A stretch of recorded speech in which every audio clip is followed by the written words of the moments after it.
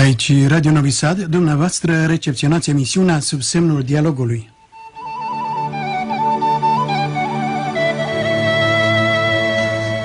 Oaspete de onoare, profesorul Dragan Stoianielovici. Continuăm dialogul, partea a doua, pe marginea aceluiași subiect, dubla identitate la românii din Serbia. Pentru așa stare, cum am explicat, cum am încercat să explic, și pentru așa situație, noi astăzi avem problem că mulți români nu știu nimic de rădășinile lor și istoria și cultura lor. Spun că nu sunt români și că nu sunt un neam cu românii din deal, de nord de Dunărea.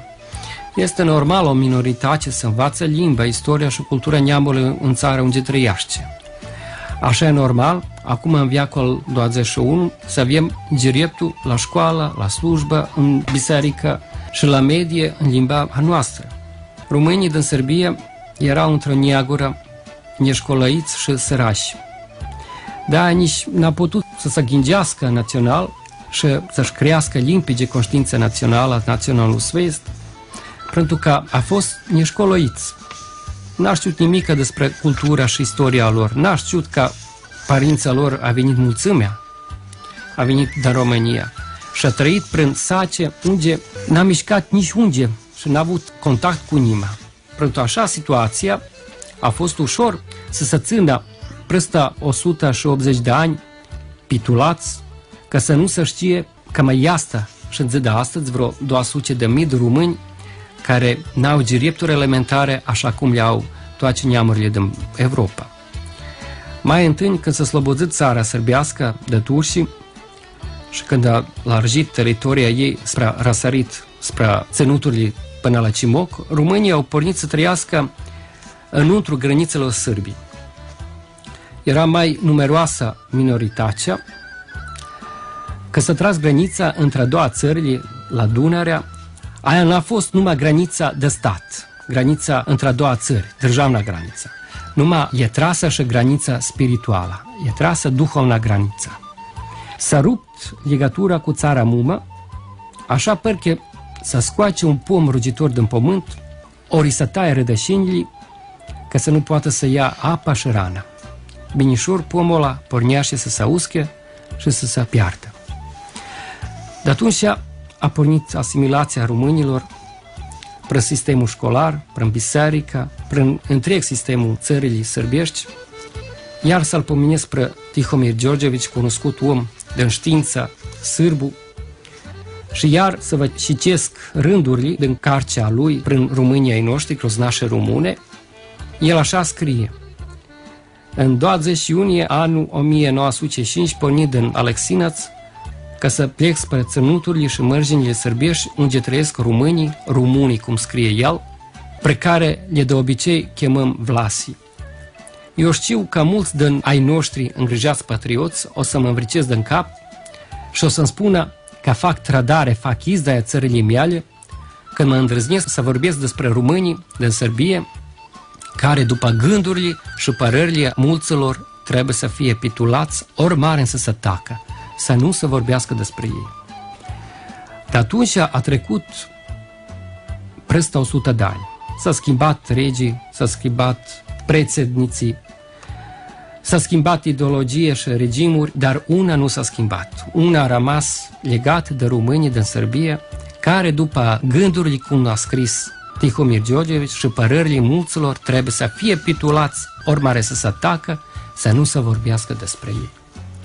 Asta e o mare strâmbătace către neamul nostru românesc, care a dat mulți fișori și fiace, a varsat râuri de sânge și a lăsat munți de oasele de rândul prin Balcan, prin Serbia.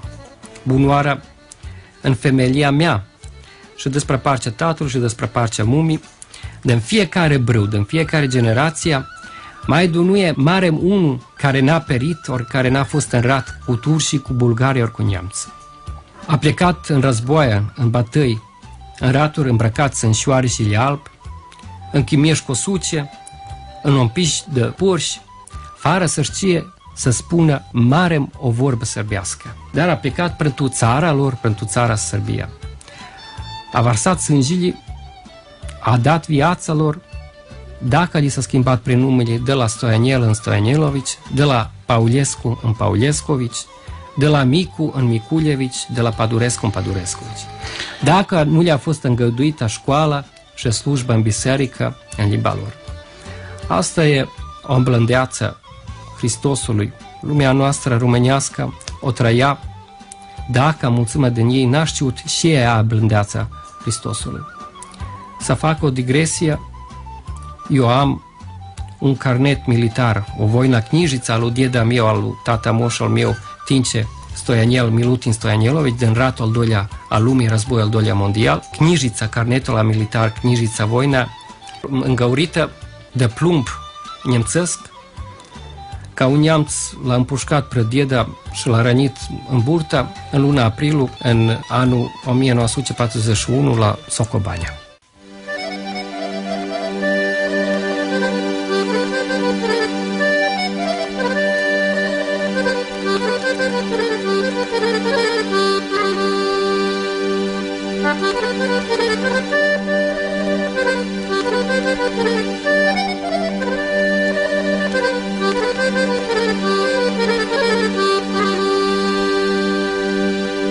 Pe o piatră lângă o fântână să plânge o moică bătrână, să plânge o moică bătrână.